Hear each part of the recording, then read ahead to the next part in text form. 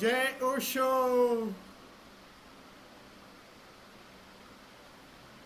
बैठे बैठे।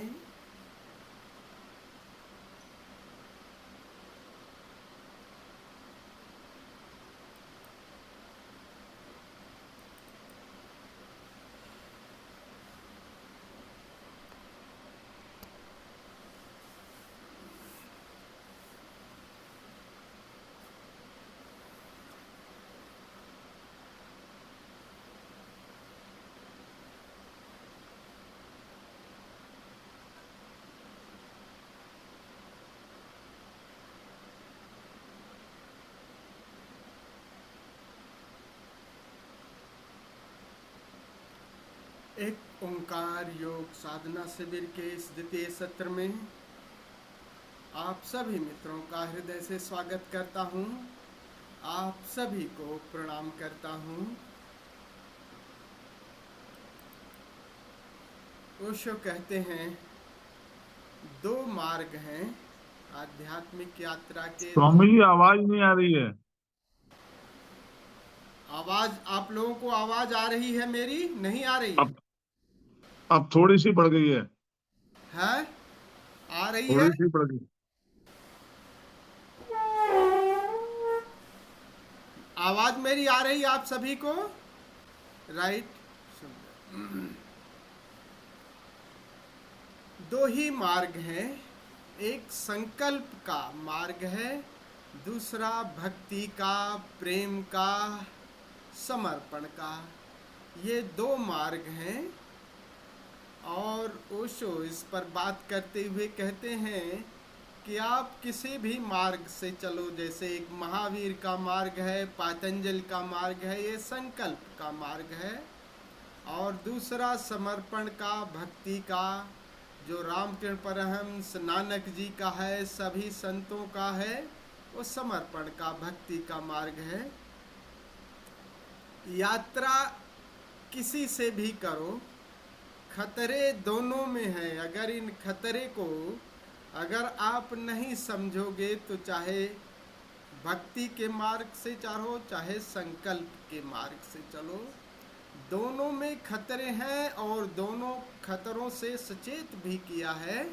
तो आज उसी प्रवचन को हम लोग सुनेंगे। प्रवचन नंबर जो एक ओंकार सतनाम का है, प्रवचन नंबर 4। तो थोड़ी सी 20 मिनट की क्लिपिंग, उसकी हम ऑडियो क्लिप सुनेंगे। इसमें ओशो बता रहे हैं कि किस तरह के खतरे हुए हैं। जैसे महावीर के मार्ग पर जैनी लोग चले, लेकिन जैनी बड़े अहंकारी हो गए।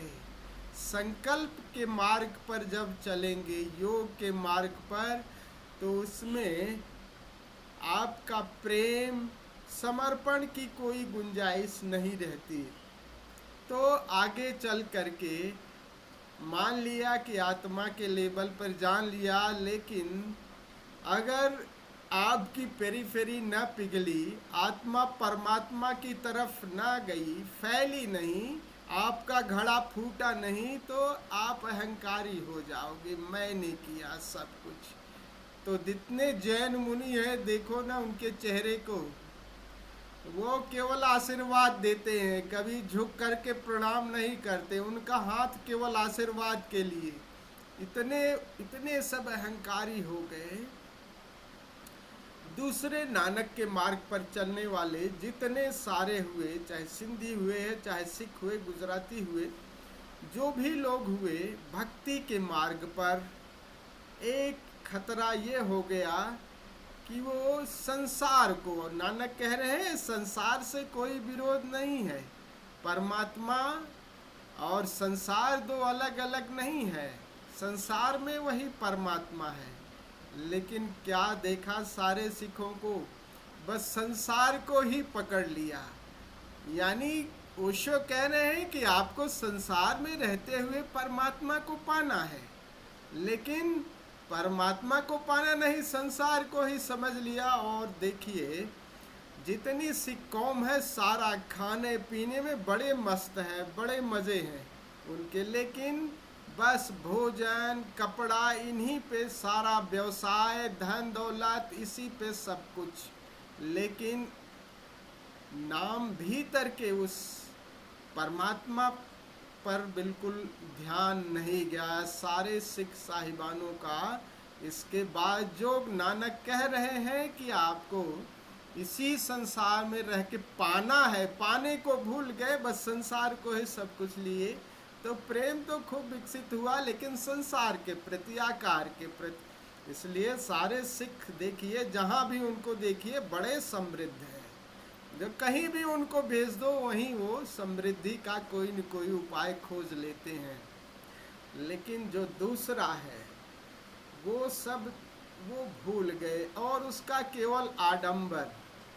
सिख कृपाण पहनते हैं, पगड़ी पहनते हैं, सब कुछ, शब्द गाते हैं। आपको बताऊं कि यशोधरा में जब ये, चूंकि एक आधार बनाया था शब्द को यशोधरा का यात्रा के लिए, समाधि के लिए, यात्रा के लिए आधार बनाया गया। तो शब्द को जब आधार बनाया गया तो शुरुआत में काफ़ी सिख लोग काफ़ी आए, लेकिन बड़ी दुविधा हो गई, बड़ा सामना करना पड़ा। क्या हुआ, सुनाई नहीं दे रहा है? हैं? आप लोगों को सुनाई दे रहा है? अरे अपनी ऑडियो ठीक करो। हैं? चलिए तो वहाँ पे जितने सिख आए वो बिल्कुल बगावत कर बैठे। बगावत ये कर बैठे कि आप शब्द गा रहे हो और पटका नहीं बांध रहे हो। आप देखिए, पटका नहीं बांध रहे हो, उसी पे बगावत। अगर शब्द चलाओ तो पटका बांधो, और मजबूरी बानी कहे पटका बांधो या पगड़ी बांधो, तब शब्द चलाओ। और एक मजबूरी हो गई कि सबको वो पटका बांधना पड़ा। एक संकेत थे, जब वो थे कि ईयर प्लग वगैरह नहीं रहा, तो उस समय जो सिख जो है नाद को सुनने के लिए वो पगड़ी बांध ले, ताकि उसकी धुन सुनाई देती रहे। लेकिन अब उसको बाहर के आडंबर से ले लिया हो। अब वो उसके लिए उन्होंने खाड़ा उठा लिया, बड़ा बहुत, और मजबूरी में वो करना पड़ा। क्या हुआ, और आगे कहानी और हुई। और खैर बहुत सारे फिर चले गए। कहते हैं शब्द चला रहे हो तो तुम नाचते हो। देखिए ना, सिख अब मंदिर में शब्द चले तो आप नाच नहीं सकते, आप बस बैठ के सुन सकते हैं। वो शब्द जो है वो ग्रंथी गाते हैं या चल रहा है तो आप बैठ के सुनिए, आप नृत्य नहीं कर सकते। तो कह रहे हैं शब्द जब चले तो आप बस मतलब गाइए नहीं, ना नाचिए, कुछ भी नहीं करिए, ना आती ताली बजाइए, कुछ नहीं कहिए। आइए बाहर से पकड़ लिया, किसकी बात कह रहे हैं? कह रहे हैं नानक कहे कि जब भीतर का ओंकार प्रकट हो, भीतर का शब्द प्रकट हो तो स्थिर हो जाना, तब मत हिलना। क्योंकि वो सूक्ष्म ध्वनि अगर ज़्यादा हिलोगे डुलोगे तब आपको, लेकिन ये बाहर के शब्द से पकड़ लिया। तो इस तरह से कोई खतरे कहाँ हुए, सब बाहर जब पकड़ लोगे इसी को तब वो खतरे होंगे, और दोनों तरफ से खतरे हुए।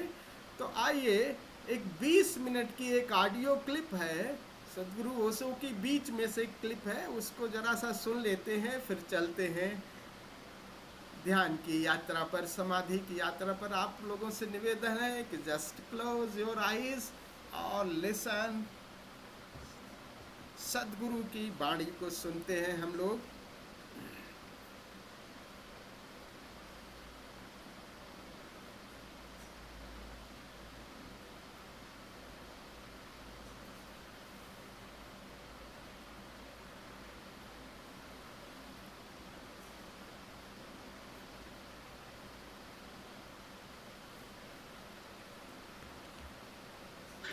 दो रास्ते हैं सुनने के। एक रास्ता है बुद्धि का।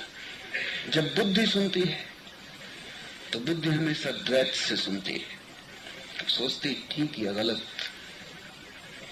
सही या न सही, मानो न मानो। बुद्धि कभी अहंकार के पार नहीं जाती। बुद्धि हृदय को तो पागल मानती है, बुद्धि हृदय का भरोसा नहीं करती। इसलिए तो तुम सबने हृदय को मार डाला है, क्योंकि हृदय का भरोसा नहीं कब कौन सा काम करवा दे जो कि पीछे महंगा पड़े। रास्ते से निकलते हो, भूखे को देख के हृदय कहता है दे दो, बुद्धि कहती रुको, पहले पक्का पता लगा लो कि आदमी धोखा तो नहीं दे रहा, ये कोई व्यवसायी भिखारी तो नहीं, और ये भी तो देखो कि भला चंगा है, कमाता क्यों नहीं। बुद्धि हजार बातें कहेगी, हृदय में एक भाव उठा था, बुद्धि उसे दबा देगी।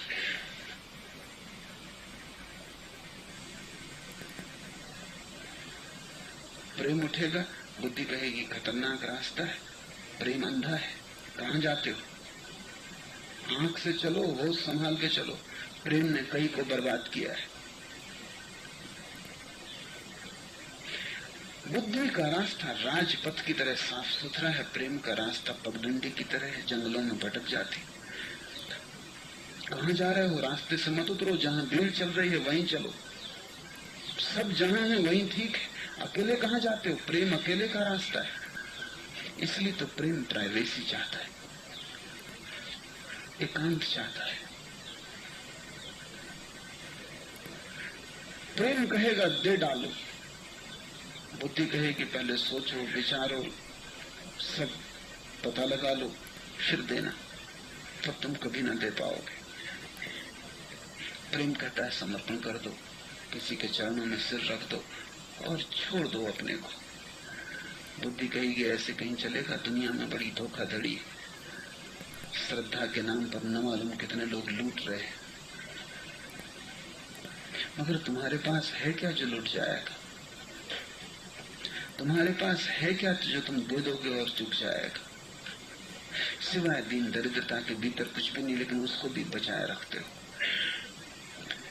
और बुद्धि की तुम सुन के जियोगे तो धीरे धीरे हृदय सिकुड़ता जाता है, हृदय धीरे धीरे टूट ही जाता है, इतना फासला हो जाता है कि हृदय की खबर ही तुम तक नहीं आ पाती। बुद्धि इतने बीच में द्वार लगा देती। फिर तुम प्रेम भी करते हो तो बुद्धि से ही करते हो। तुमने कभी ख्याल किया कि तुम्हारा प्रेम भी खोपड़ी से आता है, हृदय से नहीं। तुम भला कहो कि मैं बड़े हृदय से प्रेम करता हूं, लेकिन ये शब्द भी बुद्धि से ही आते। तुम अपने हृदय में जांच पड़ताल करोगे, वहां कुछ होता नहीं मालूम पड़ता। वहां न कोई पुलक है, न कोई नृत्य, न कोई संगीत है, वहां कोई कंपन भी नहीं। गुरु की सिखावन तो हृदय से सुनी जा सकती है।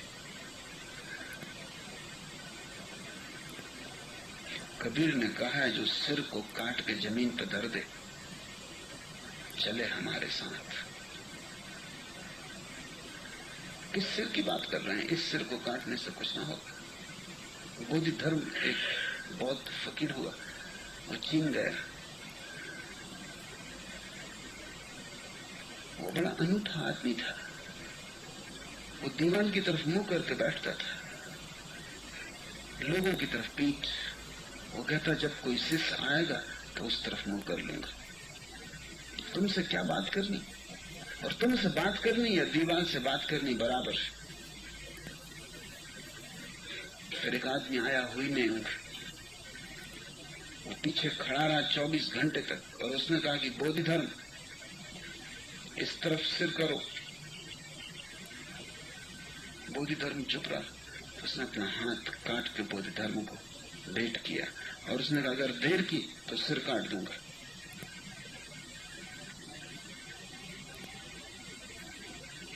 बोधि धर्म ने कहा इस सिर को काटने से कुछ भी ना होगा।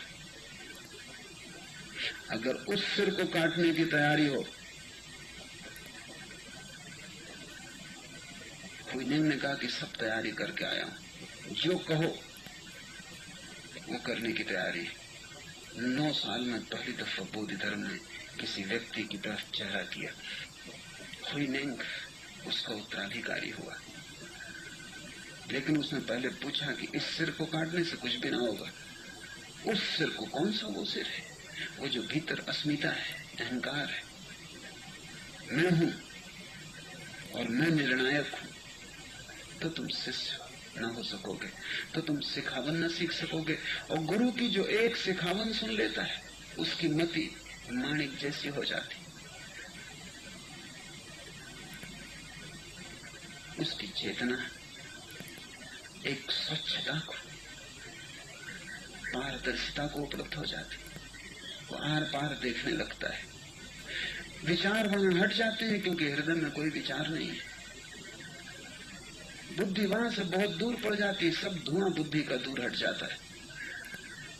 एक स्वच्छता, एक ताजगी, और वही ताजगी स्नान है गंगा का।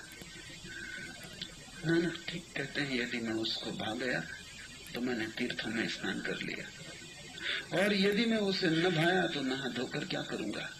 वो है भीतर का स्नान, जहां जीवन स्वच्छ, चेतना स्वच्छ हो जाती, जहां तुम सोचते नहीं, जहां तुम सिर को उतार कर रख देते हो। सिर है भी उधार। हृदय तो तुम लेकर आए थे संसार में, सिर संसार ने दिया है। जब तुम पैदा हुए थे तो तुम हृदय थे, तब तुम्हारे पास सिर बिल्कुल न था, भीतर कोई विचार न थे, आकाश खाली और कोरा था, निर्दोष था। फिर एक एक करके शब्द और विचार तुम्हें दिए गए, फिर समाज ने तुम्हें सिखाया, फिर समाज ने तुम्हें संस्कारित किया, कंडीशन किया, फिर संस्कार डाल डाल के तुम्हारी बुद्धि को तैयार किया। जिन जिन चीजों की संसार में जरूरत है उनके लिए तैयार किया, और जिन जिन चीजों से संसार में खतरा है उनको दबाया। तुम्हारे भीतर एक द्वैत निर्मित हुआ, हृदय और बुद्धि अलग अलग टूट गई। बुद्धि का अर्थ है जो समाज ने सिखाया, जो तुम लेके ना आए थे। बुद्धि उधार है, सिर दिया हुआ है, हृदय तुम्हारा अपना है। और यही दुविधा है कि जो अपना है वो अपना नहीं रहा, और जो पराया है वो अपना हो गया है। जो ऊपर ऊपर से थोपा गया है वो तुम्हारा केंद्र बन गया है, और तुम्हारा केंद्र तुम्हें बिल्कुल ही विस्मृत हो गया है। इसे हटा दो तो ही तुम सिखावन सुन सकोगे। सिखावन सुनते ही तुम, एक सिखावन काफी है, कोई 1000 की जरूरत नहीं। एक बात भी, एक गुर भी काफी है। और वो गुर क्या है? नानक कहते हैं एक गुर से सब हल हो जाता है, कि सभी प्राणियों का दाता एक है, उसे मैं न भूलूं। सबना जिया का एक दाता, सो में विसर न जाए। बस उसका मुझे विस्मरण न हो, इतनी सिखावन काफी है। इसे थोड़ा समझिए। स्मरण और विस्मरण दो शब्द गौर से समझ लें।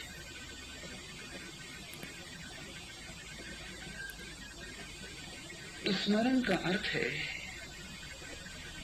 कि जिसकी सतत प्रतीति भीतर बनी रहे। तुम कुछ भी करो, चलो फिरो, उठो बैठो, उसकी सतत प्रतीति बनी रहे। जैसे गर्भिणी स्त्री होती, काम करती है, खाना बनाती है, बिस्तर लगाती, लेकिन पूरे वक्त गर्भ का स्मरण बना रहता है। एक नया हृदय उसके शरीर में धड़कना शुरू हुआ है, एक नए जीवन का अंकुर फूटा है, उसकी प्रतीति बनी रहती। गर्भिणी स्त्री चलती और ढंग से है। तुम स्त्री को चलते देख के कह सकते हो कि वो गर्भिणी है। वो बात भी करती रहेगी चलते वक्त, तो भी एक स्मरण भीतर बना हुआ है, एक सतत धार भीतर बह रही कि एक जीवन को संभालना है।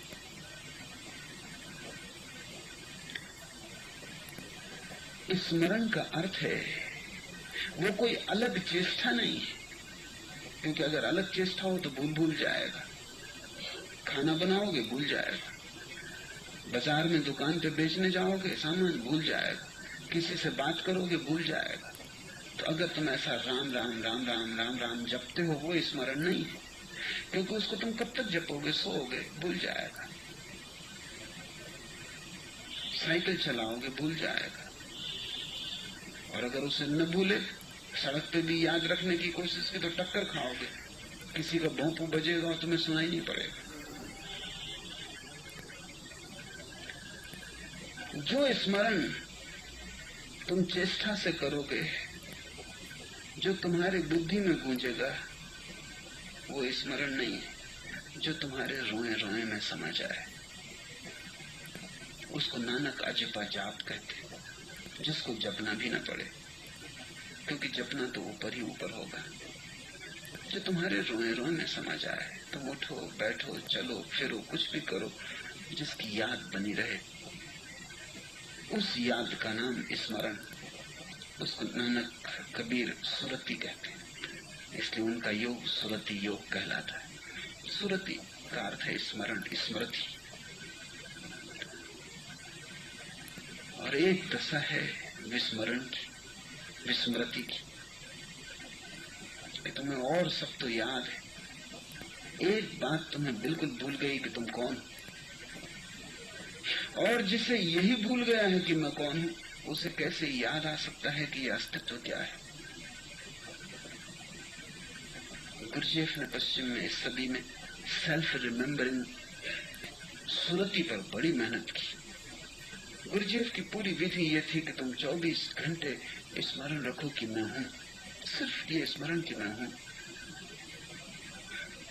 अगर ये स्मरण सघन होता जाए तो तुम्हारे भीतर एक केंद्र निर्मित होता है, एक क्रिस्टलाइजेशन होता है, तुम्हारे भीतर कोई चीज सघन हो जाती, मजबूत हो जाती। सतत चोट से तुम्हारे भीतर एक संगठित तत्व का उदय होता है। लेकिन गुरजेफ की विधि में एक खतरा है, जो खतरा महावीर की विधि में भी है, जो खतरा पतंजलि के योग में भी है। और वो खतरा ये है कि कहीं तुम इस संग्रहित हुए तत्व को अहंकार के साथ न जोड़ बैठो, क्योंकि वो बहुत करीब करीब है। जिसको गुरजेफ क्रिस्टलाइज्ड सेल्फ कहता है, ये जो नया गठन तुम्हारे भीतर हुआ है, कहीं इस पे अहंकार हावी ना हो जाए, कहीं तुम इससे अकड़ न जाओ, कहीं तुम ये न कहने लगो कि मैं ही हूं। ये डर है, कहीं तुम परमात्मा को इनकार न कर दो।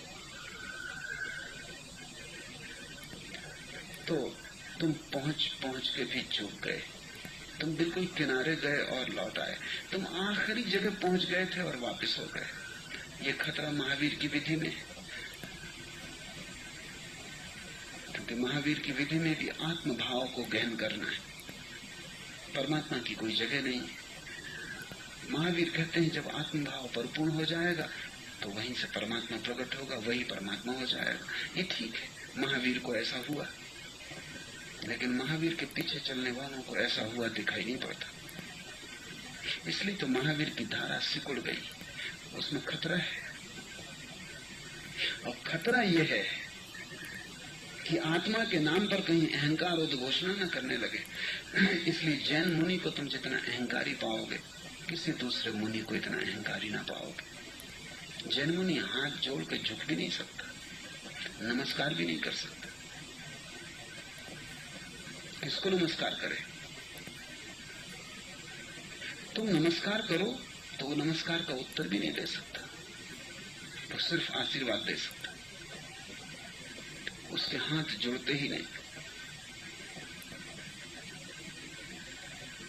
विधि बिल्कुल सही है, लेकिन बड़ी सुगमता से खतरा है। हर विधि का खतरा है, वो याद रखना जरूरी। नानक की विधि में वो खतरा नहीं है, क्योंकि नानक खुद को स्मरण करने को नहीं कहते। वो कहते हैं कि सभी प्राणियों का एक दाता है, उससे मैं न भूलूं। सबके भीतर एक यहाँ वास है, अनेक के भीतर एक छिपा है, एक ओंकार सतनाम। पत्ते पत्ते में वही कपता है, हवा के झोंके में वही बहता है, बादल में, आकाश में, चांदारों में, कणकण में, मिट्टी में, सब में वही है। उसे मैं न भूलूं,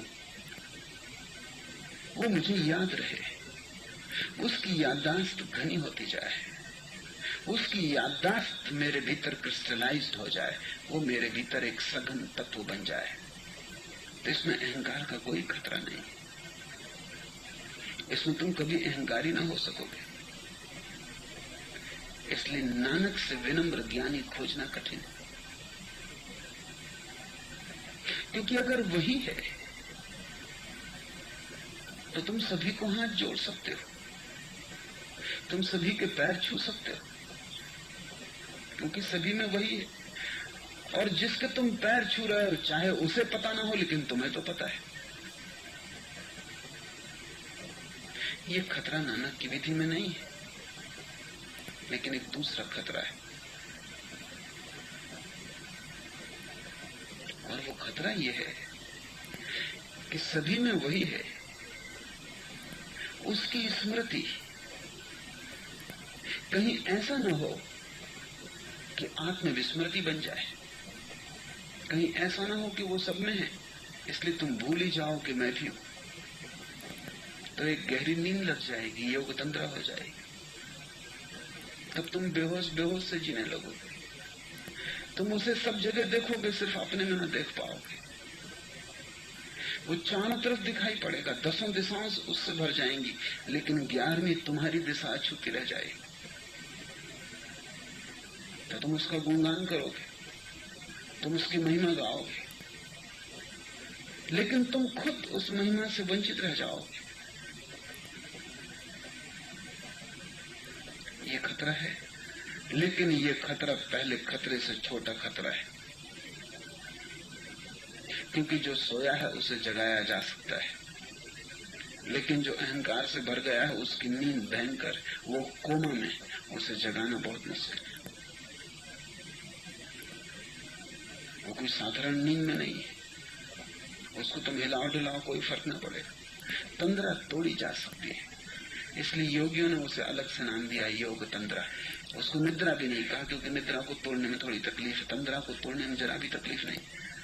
तुम तंद्रा में हो और कोई ताली बजा दे तो टूट जाएगी। नानक का मार्ग महावीर के मार्ग से सुगम है,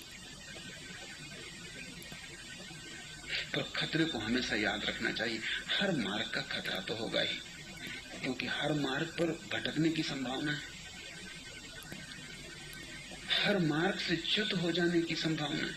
और तुम ऐसे हो कि अगर तुम्हें खतरा न बताया जाए तो पूरी संभावना है कि तुम भटक जाओगे।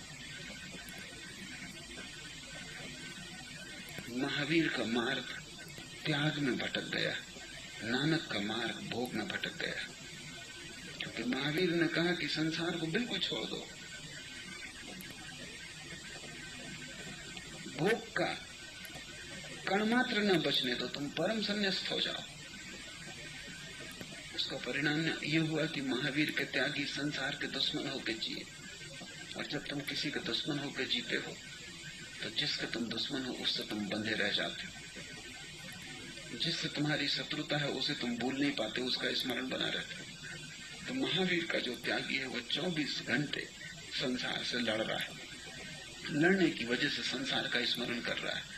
आत्मा वगैरह का स्मरण तो एक तरफ रह गया है, भोजन, कपड़ा, उठना बैठना, कहाँ सोना नहीं सोना, उस सब में उसकी झंझट लगी हुई, वो भटक गया त्याग में। नानक ने ठीक दूसरी बात कही कि सब कुछ वही है, सब कुछ उसी का है, संसार को छोड़ के कहीं जाने की कोई जरूरत नहीं, संसार में ही वो मौजूद है। तो नानक का मानने वाला संसार में भटक गया है। नानक ने कहा कि संसार को छोड़ के कहीं जाने की जरूरत नहीं, इसका मतलब ये नहीं कि संसार काफी, संसार में ही उसको खोजना है। इसलिए तुम देखो, पंजाबी हैं, सिख हैं, सिंधी हैं, नानक को जो मानने वाला वर्ग है इस मुल्क में, उसको तुम देखो, खाने में, पीने में, कपड़े पहनने में सारा जीवन उसका लगा हुआ है। वो सोच रहा है कि संसार से बाहर तो कुछ है ही नहीं, बस यही सब कुछ। संसार में रह के उसे पाना है, संसार सब कुछ नहीं है। संसार छोड़ के जाने की कोई जरूरत नहीं, लेकिन तब खतरा है कि तब संसार ही सब कुछ बन जाए। इसलिए नानक के पीछे चलने वाला वर्ग संसारी होकर रह गया है, उसको देखने सोचने का सब ढंग संसारी है। ये बड़े खतरे हैं, हर मार्ग के साथ खतरा है, और अगर तुम खतरे से सचेत नहीं हो तो 100 में 99 मौके पे तुम खतरे में जाओगे। क्योंकि तुम्हारी बुद्धि जैसी है वो ठीक तो चल ही नहीं सकते, वो तिरछी चलती है।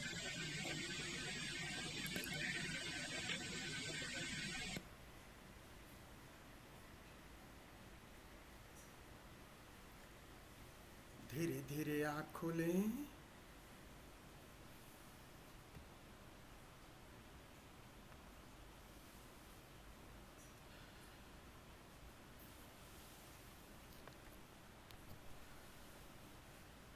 सदगुरु अभी हमें सावधान कर रहे हैं और हम लोगों को ये सावधानी याद रखनी है।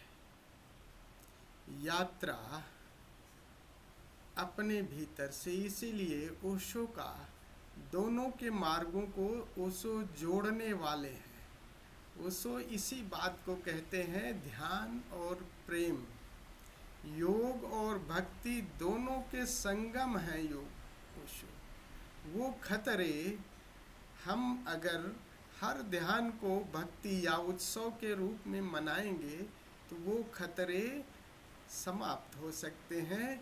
पहला खतरा ये है कि हम उत्सव ही मनाते रहें, अपने भीतर न जागें। तो पहला खतरा है कि ध्यान की गहराई और ध्यान का जागरण वो उत्सव के रूप में फलित हो जाए कि बाहर भी वही है। माना कि बाहर अभी जगत, कुछ लोग ऐसे हैं जो इसको नहीं जानते, लेकिन प्रेम उनसे रहे ताकि आपको अहंकार न हो, क्योंकि जो सब में वही लहरा रहा है। तो अहम ब्रह्मास्मि और तत्वमसि दोनों एक साथ। तो कह रहे हैं कि दूसरे की खतरे जो हैं वो नानक का जो भक्ति का मार्ग है उसमें कम खतरा है। कह रहे हैं मान लीजिए कि सब कुछ बाहर का आपने जान लिया और उस तत्वमसि में आप क्या होगा कि योग निद्रा में चले जाओगे, तंद्रा में चले जाओगे, तो वो तो कोई बात नहीं, आपका आज नहीं कल जागरण हो ही जाएगा। लेकिन अहंकार वाला मामला बड़ा मुश्किल है। अहंकार अगर हो गया तो उसको तोड़ना, योग तंद्रा को तोड़ा जा सकता है, आज नहीं, क्योंकि जब आप योग तंद्रा में जाते हो, योग निद्रा में जाते हो, तो एक समय में जरा सी ताली बजाओ, क्योंकि चेतना जगी ही हुई है, थोड़ी सी वो नीचे चली गई और वो जागरण आज नहीं कल फलित ही हो जाएगी। लेकिन अगर अहंकार ही कि मैं ही सब कुछ हूँ, इसको तोड़ना बड़ा मुश्किल होगा। और हमें क्या करना है, हमें भीतर ध्यान की जागरूकता, सजगता वो खूब खूब खिलानी है। और फिर तब एक्सपैंड, वही जो भीतर है वही पूरे अस्तित्व में है, और वो अस्तित्व में शत्रु मित्र सभी हैं, तो उनके साथ एक संबंध रहेगा। ये नहीं कि शत्रु है, उसके विचारों से भले हमारा अलगाव है, बुद्धि अलग है, लेकिन हृदय तो एक ही धड़क रहा है। प्रेम और ये ध्यान दोनों को इसीलिए साथ साथ कल्टीवेट करें, तो हर ध्यान उत्सव में बदलता जाए। ये दोनों खतरे हैं, तो इन दोनों खतरों से ओशो हम लोगों को सावधान कर रहे हैं। तो चलिए हम लोग भी एक 10-12 मिनट के लिए नृत्य करते हैं, और नृत्य करते हैं और नृत्य करके फिर ध्यान की यात्रा पर चलते हैं। करीब 15 मिनट का है, खूब भाव से भर के नृत्य करिए। और वो नृत्य देखिए क्या होता है, नृत्य और थिरकन दोनों आप देखें ना, कथकली कुचिपुड़ी नृत्य, उसमें कंपन भी होता है। जब नृत्य स्पीड पकड़ता है तो आप कंप भी जाएंगे, और कंपन ही नृत्य हो जाता है। तो स्पीड पकड़े तो आप कप भी लीजिए, नृत्य भी करिए, कप भी लीजिए। तो कंपन, जब गति पकड़ेगा वो नृत्य तो आप कप भी लीजिए, और कंपन और नृत्य उत्सव से पूरा, ताकि ऊर्जा जग जाए। फिर हम बैठ करके ध्यान की समाधि की यात्रा पर चलेंगे। तो चलिए खड़े हो जाते हैं। आप लोगों से निवेदन है, खड़े हो जाएं।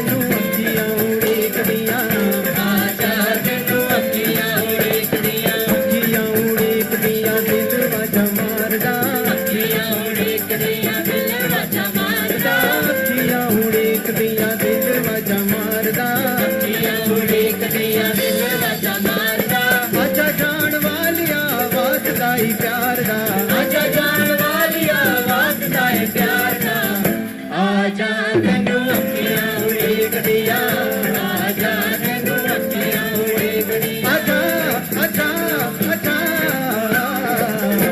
आजा तैनू अखियां उड़ीकदियां आजा तैनू अखियां उड़ीकदियां आजा तैनू अखियां उड़ीकदियां उड़ीकदियां दिल वाजा मारदा अखियां उड़ीकदियां दिल वाजा मारदा अखियां उड़ीकदियां दिल वाजा मारदा अखियां उड़ीकदियां दिल वाजा मारदा आजा जान वालिया वास्ता ही प्यार दा आजा जान वालिया वास्ता है प्यार दा आजा तैनू अखियां उड़ीकदियां आजा तैनू अखियां उड़ीकदियां आजा तैनू अखियां उड़ीकदियां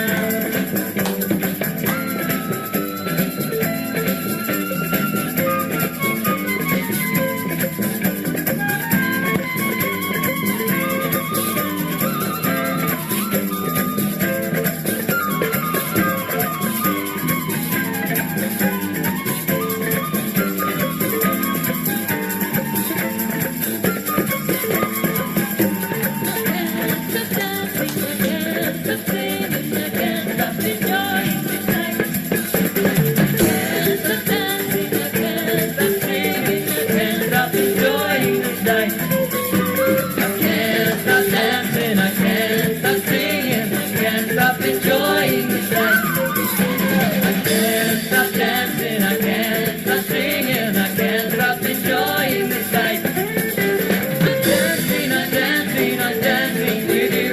I'm dancing, I'm dancing, I'm dancing with you. I'm dancing, I'm dancing, I'm dancing with you. Oh, no. भूल गया खुशियां ते उड़ के जावे भूल गया खुशियां ते उड़ गए जावे भूल गया खुशियां ते उड़ के जावे भूल गया खुशियां ते उड़ गए जावे आज पता लगाई भी छोड़ा के बुलावे आज पता लगाई बिछोड़ा के बनावे आजा तैनू अखियां उड़ीकदियां आजा तैनू अखियां उड़ीकदियां आजा आजा आजा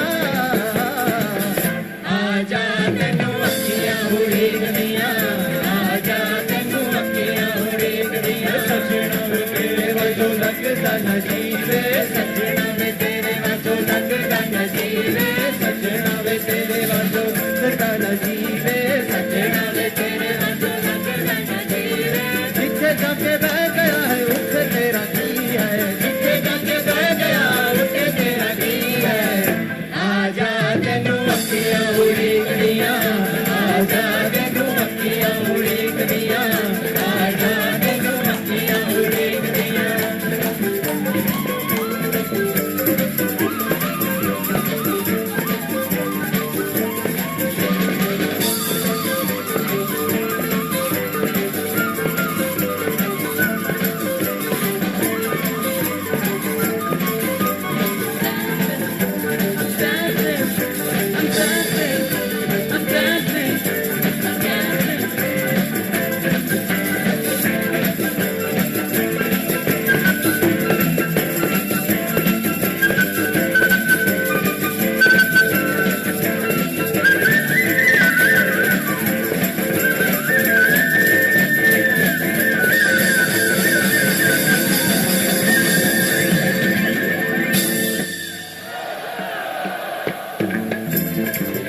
लोहे लोहे आजा माही लोए लोए आजा माही लोए लोए आजा माही लोए लोए आजा माही जदों दा तू रूस गया साडे नाल डोलना जदों दा तू रुस गया साडे नाल डोलना जदों दा तू रूस गया साडे नाल डोलना जदों दा तू रुस गया साडे नाल डोलना भूल गया तवानू बनेरे उते बोलना भूल गया कवानू बनेरे उते बोलना आजा तैनू अखियां उड़ीकदियां आजा तैनू अखियां उड़ीकदियां आजा तैनू अखियां उड़ीकदियां भूल गया खुशियां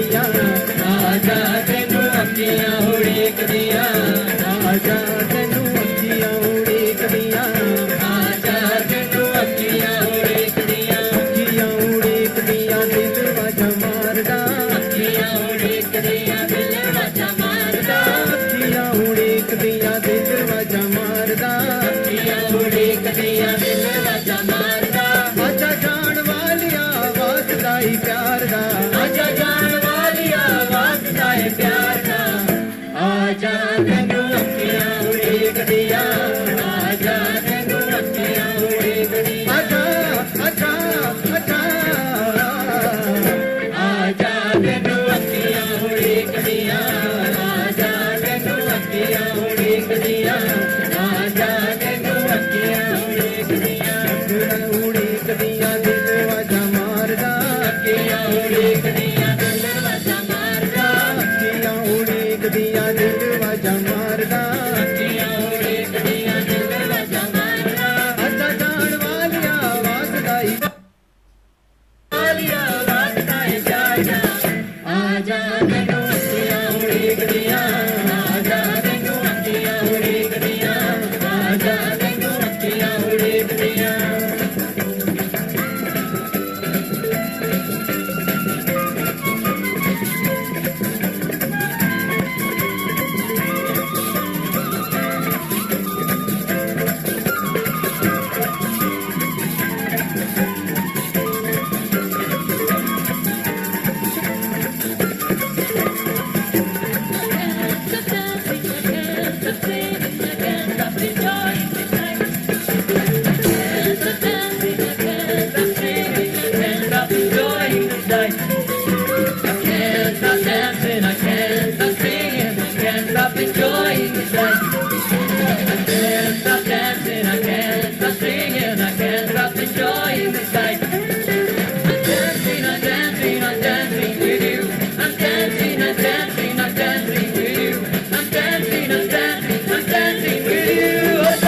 भूल गया खुशियां ते उड़ के जावे भूल गया खुशियां ते उड़ गए जावे भूल गया खुशियां ते उड़ के जावे भूल गया खुशियां ते उड़ गए जावे आज पता लगाई भी छोड़ा के बनावे आज पता लगाई बिछोड़ा के बनावे आजा तेनू अखियां उड़ीकदियां आजा तेनू अखियां उड़ीकदियां आजा आजा आजा आजा तेनू अखियां उड़ीकदियां आजा तेनू अखियां उड़ीकदियां सजना वे तेरे वजों लगदा न जीवे सजना वे तेरे वजों लगदा न जीवे सजना वे तेरे वजों लगदा न जीवे सजना वे तेरे वजों लगदा न जीवे जिथे जाके बह गया है उसे तेरा की है जिथे जाके बह गया उठे तेरा की है आजा तेनू अखियां उड़ीकदियां आजा तेनू अखियां उड़ीकदियां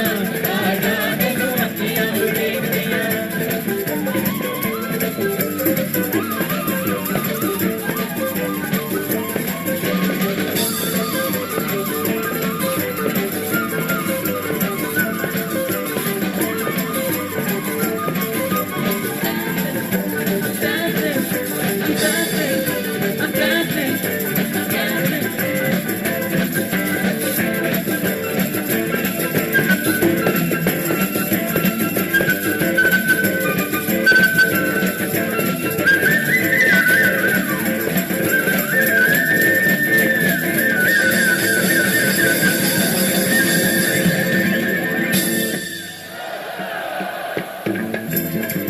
लोहे लोहे आजा माही लोए लोए आजा माही लोए लोए आजा माही लोए लोए आजा माही ਜਦੋਂ ਦਾ ਤੂੰ ਰੁਕ ਗਿਆ ਸਾਡੇ ਨਾਲ ਡੋਲਣਾ ਜਦੋਂ ਦਾ ਤੂੰ ਰੁਕ ਗਿਆ ਸਾਡੇ ਨਾਲ ਡੋਲਣਾ ਇਹ ਜਦੋਂ ਦਾ ਤੂੰ ਰੁਕ ਗਿਆ ਸਾਡੇ ਨਾਲ ਡੋਲਣਾ ਜਦੋਂ ਦਾ ਤੂੰ ਰੁਕ ਗਿਆ ਸਾਡੇ ਨਾਲ ਡੋਲਣਾ ਭੁੱਲ ਗਿਆ ਤੁਹਾਨੂੰ ਬਨੇਰੇ ਉਤੇ ਬੋਲਣਾ ਭੁੱਲ ਗਿਆ ਕਵਾਂ ਬਨੇਰੇ ਉਤੇ ਬੋਲਣਾ ਆਜਾ ਤੈਨੂੰ ਅੱਖੀਆਂ ਉੜੀਕਦੀਆਂ ਆਜਾ ਤੈਨੂੰ ਅੱਖੀਆਂ ਉੜੀਕਦੀਆਂ ਆਜਾ ਤੈਨੂੰ ਅੱਖੀਆਂ ਉੜੀਕਦੀਆਂ ਭੁੱਲ ਗਿਆ ਖੁਸ਼ੀਆਂ ਤੇ ਉੜ ਕੇ ਜਾਵੇ ਭੁੱਲ ਗਿਆ ਖੁਸ਼ੀਆਂ ਤੇ ਉੜ ਕੇ ਜਾਵੇ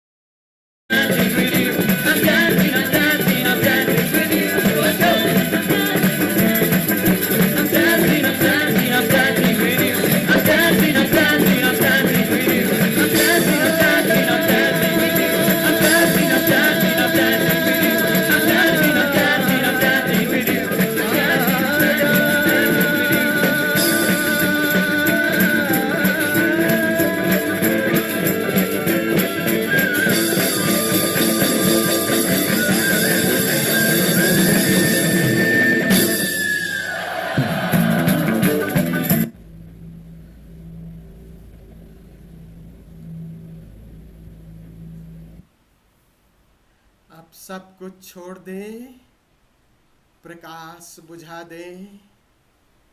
use your I fold and ear plug.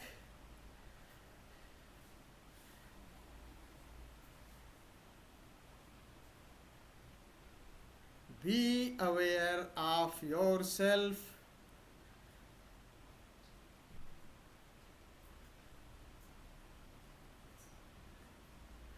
चेतना का तीर पूरा भीतर की तरफ मुड़ गया।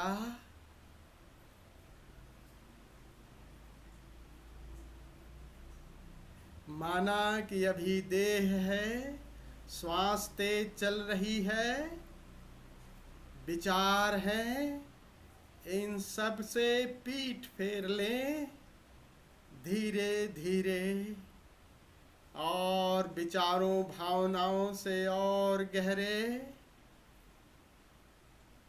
आपका शून्य चैतन्य, उसी चैतन्य से अपना नाता जोड़ें।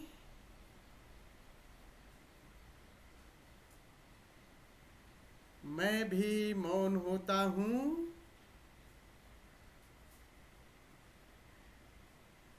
आकाश के साथ। आकाश के जिस आयाम को आप अनुभव कर पा रहे हैं, उसी के साथ और गहरे उतरते जाएं, गहरे उतरते जाएं। छोड़ दें अपने को, जागे हुए समाधि में प्रवेश करें। watchfulness but very relaxed way. Let go. जय ओशो।